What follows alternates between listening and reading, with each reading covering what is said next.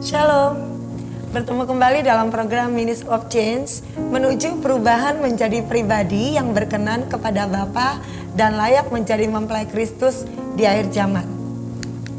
Tema kebenaran firman Tuhan hari ini, COVID nggak ngefek.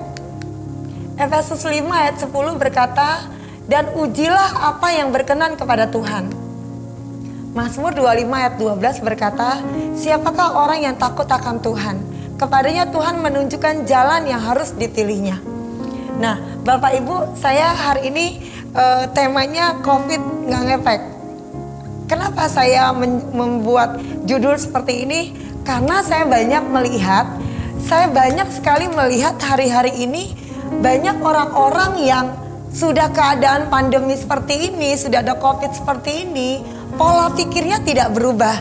Berubah dalam arti dari yang buruk menjadi yang baik, baik menjadi yang benar. Bahkan ironisnya yang saya lihat, bahkan boleh dikatakan hidupnya makin parah. Dan orang-orang ini adalah orang-orang yang tahu firman Tuhan, yang tahu kebenaran firman Tuhan. Bahkan hari-harinya berbicara akan firman Tuhan. Jadi seperti orang-orang yang dulu seperti di Alkitab dikatakan bahwa Tuhan mengecam orang-orang seperti ini, seperti orang-orang Farisi. Dia tahu kebenaran Tuhan tapi tidak melakukannya. Itu yang saya lihat hari-hari ini.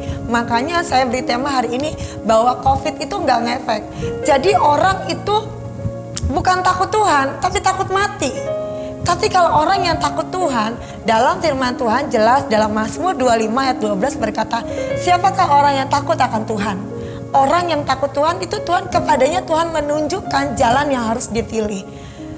Saudara yang kasih dalam Tuhan, orang yang takut akan Tuhan jelas firman Tuhan, Tuhan akan menunjukkan yaitu jalan yang harus dia tempuh, jalan yang harus dia pilih. Tuhan akan Tuhan akan bimbing dalam batin hatinya.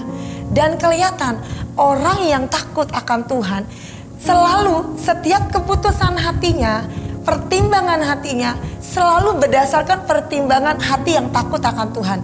Pertimbangan hatinya selalu berdasarkan kebenaran akan firman Tuhan.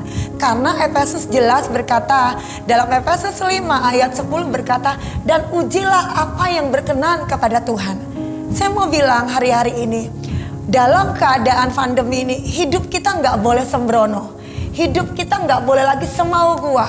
Hidup kita nggak bisa mengandalkan kekuatan kita, mengandalkan kepintaran kita, mengandalkan kemewahan, mengandalkan kekayaan. Semuanya tidak berarti.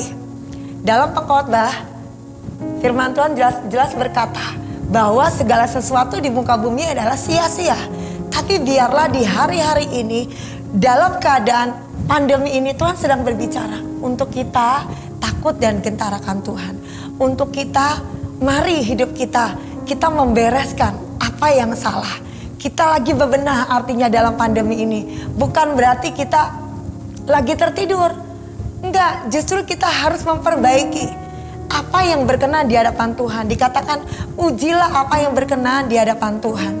Nah, sebagai orang yang tahu kebenaran firman Tuhan, mari kita hari-hari ini menjadi orang-orang pelaku firman Tuhan. Apa yang kita bisa buat? Mari kita tanya Tuhan, panggilan kita di dalam Tuhan. Apa yang harus kita bereskan? Berbicara kepada Tuhan hari-hari ini.